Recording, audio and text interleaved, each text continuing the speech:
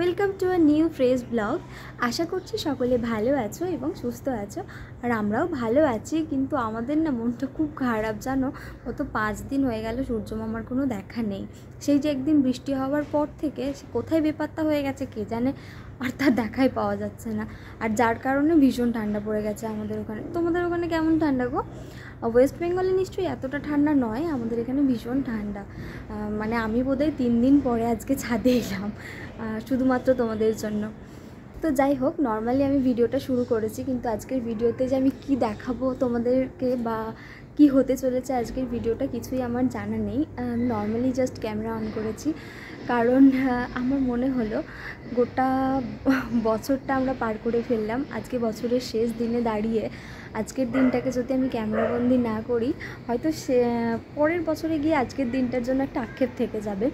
তাই আমি নর্মালভাবেই আজকে ভিডিওটা শুরু করেছি, কিন্তু কি বলবো বা কি করব সত্যি আমি কিছু জানি না।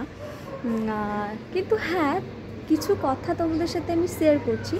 সেটা হচ্ছে এই কয়েকদিন আগেও, জাস্ট কয়েকদিন আগেই আমরা 2024কে ওয়েলকাম করার জন্য এত তোড়জোড় শুরু করে দিয়েছিলাম। কিন্তু দেখো, মনে হচ্ছে কয়েকটা দিনের মধ্যে যেন বছরটা হুড় করে পেরিয়ে গেল। আবার আমরা নতুন বছরকে ওয়েলকাম করব আর 2024কে বাই বাই করব। তো 2024 আমার জীবনে খুবই একটা খারাপ বছরই বলতে পারি, কারণ এই বছরে আমি অনেক কিছু হারিয়ে ফেলেছি, অনেক কিছু হারিয়েছে, খুব খারাপভাবে কেটেছে বছরটা। তো ভগবানের কাছে চাইবো এমন বছর যেন আমার লাইফে আর কখনো না আসে। নতুন বছর আসছে কাল থেকে, তো 2025 থেকে আগামী সব বছরগুলো যেন আমাদের জন্য খুব ভালো কাটে। শুধু আমার জন্য না, সকলের জন্য যেন 2025 থেকে শুরু করে বাকি বছরগুলো ভালো হয়। আজ 31 ডিসেম্বর 2024। রান্না বান্না সেরে স্নান সেরে আমি এখন ছাদে এসেছি। তো তোমরা এক ঝলকে দেখে নাও আজ আমি রান্নায় কী করেছি। এই যে দেখো, এখানে আমি ফুলকপি আর আলুগুলো ছোট্ট ছোট্ট করে কেটে রেখেছি। ফুলকপি আলু দিয়ে একটা নিরামিষ সবজি বানাবো, আর বেগুন আর আলু দিয়ে একটা শাক ভাজা করব, মেথি শাক ভাজা। তো মেথি শাকটা আমি একটু ভাপানোর জন্য দিয়ে দিয়েছি, আর এই বেগুনটা গরম গরম ভাতের সাথে ভাজবো। তো এখন আমি বেগুন আর আলুগুলো একটু হালকা করে ভেজে নিচ্ছি, তারপর শাকটা ভাজবো। এই শাকটা ভাপানোর হয়তো বা দরকার পড়তো না, কিন্তু যেহেতু মেথি শাক একটু একটু তেতো হয়, তাই হালকা করে ভাপিয়ে জলটা একটু ফেলে দিয়েছি। আজ তো মঙ্গলবার, আর মঙ্গলবার মানেই আমাদের বাড়িতে নিরামিষ রান্না হয়, তাই ফুলকপি আলুর সবজিটা আজকে আমি নিরামিষভাবেই রান্না করব। এখন তাই ফুলকপিগুলো একটু হালকা করে ভেজে নিচ্ছি। আমাদের এখানে এতটাই ঠান্ডা পড়েছে যে বেশি কিছু রান্না করতে বা খেতে কোনোটাই ভালো লাগছে না। মনে হচ্ছে যত তাড়াতাড়ি সম্ভব রান্না বান্না কাজকর্ম সেরে লেপের ভিতর ঢুকে পড়তে পারলেই বাবা বাঁচি। রোদ থাকলে আমরা ম্যাক্সিমাম টাইমটাই ছাদে কাটাই, কিন্তু এখন যেহেতু রোদ নেই, তাই আমি নিচে চলে যাওয়াটাই বেটার হবে, কারণ এখানে ভীষণ ঠান্ডা ঠান্ডা হাওয়া দিচ্ছে। আর একবার শরীর খারাপ শুরু হয়ে গেলে এই সিজনে কবে যে ঠিক হবে একদমই জানা নেই। তো এখানে বেশিক্ষণ থাকা যাবে না, তো চলো নিচে যাই।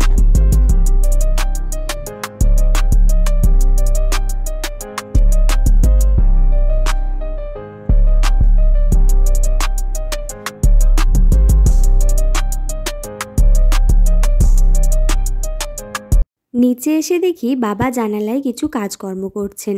এই যে তোমাদেরকে বারবার বলতে থাকি আমাদের এখানে ভীষণ ঠান্ডা পড়েছে, ভীষণ ঠান্ডা পড়েছে, সেই ঠান্ডা থেকেই বাঁচার শুধুমাত্র একটুখানি প্রয়াস চলছে। আসলে সত্যিই আমাদের এখানে ভীষণ ঠান্ডা, আর তাই এই ঠান্ডা থেকে বাঁচার জন্যই বাবা ফাইবারের কিছু সিটস কিনে এনেছে, যেগুলো দিয়ে এই জানালায় আর একটা গার্ড দেওয়া হচ্ছে। মানে আমাদের জানালাগুলো তো কাচের, তো রাত্রের দিকে না পুরো জানালাগুলো পুরো ভিজে যায়, একদম ঠান্ডা হয়ে থাকে, পুরো ঘর ঠান্ডা হয়ে যায়। তাই সেটার থেকে একটু হলেও যাতে মুক্তি পাওয়া যায়, তাই মাঝখানে আরেকটা করে ফাইবার সিট দিয়ে গার্ড দিয়ে দেওয়া হচ্ছে। এদিকে দেখো, মা কিন্তু টেবিলে খাবার বেড়ে দিয়েছে। তো চলো গরম গরম বেগুন ভাজা দিয়ে আজকের লাঞ্চটা সেরে ফেলি। রাত্রের জন্য মা চাল আর ডাল পেস্ট করে রেখেছেন। রাত্রে স্পেশাল কি বানানো হচ্ছে সেটা দেখার জন্য সম্পূর্ণ ভিডিওটা দেখতে হবে আর আমাদের সঙ্গে থাকতে হবে। সন্ধে হতে না হতেই বাবা কিন্তু বাজার থেকে নিয়ে চলে এসেছে গরম গরম জিলিপি ভাজা, আর বাড়িতে এক কাকু কাকিমাও এসছেন। তো সকলে মিলে বসে গরম গরম জিলিপি ভাজা খেতে খেতে গল্প করব। শীতের সন্ধ্যায় গরম গরম জিলিপি ভাজার সঙ্গে গল্প, আহা, এর জুড়ি মেলা ভার।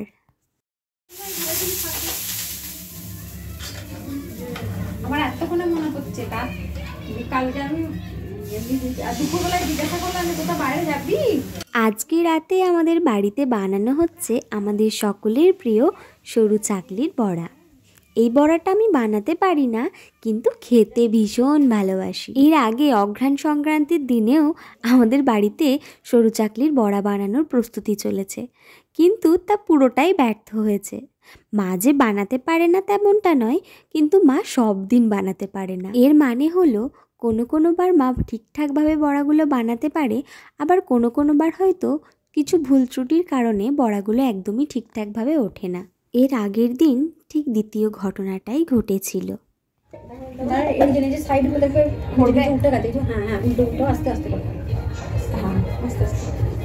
একবারে গলা দিয়ে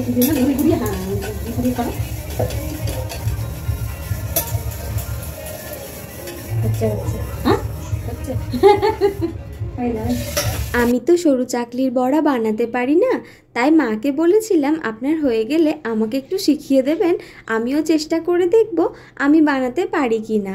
তাই মা আমাকে একটু একটু করে হাতে ধরে রীতিমতো শিখিয়ে দিচ্ছেন। তো আমিও দেখি বছরের শেষ দিনে এসে হলেও সরু চাকলির বড়া বানানো শিখতে পারি কি না। আমি যতক্ষণ বড়াগুলো বানানোর জন্য চেষ্টা করছি, তোমরাও ততক্ষণ একটা কাজ করতে পারো। আমার ভিডিওটা যদি তোমাদের ভালো লেগে থাকে তাহলে আমার ভিডিওটায় একটা লাইক করে দিও, আর একটা ছোট্ট কমেন্ট করতে ভুলে যেও না, কারণ তোমাদের একটা ছোট্ট লাইক বা কমেন্ট আমাকে ভিডিও করার জন্য অনেকটা ইন্সপায়ার করে। আর তোমরা যারা আমার চ্যানেলে নতুন অথবা আমার ভিডিও দেখো কিন্তু আমার চ্যানেলটা এখনও সাবস্ক্রাইব করোনি, তারা প্লিজ আমার চ্যানেলটা সাবস্ক্রাইব করে নাও।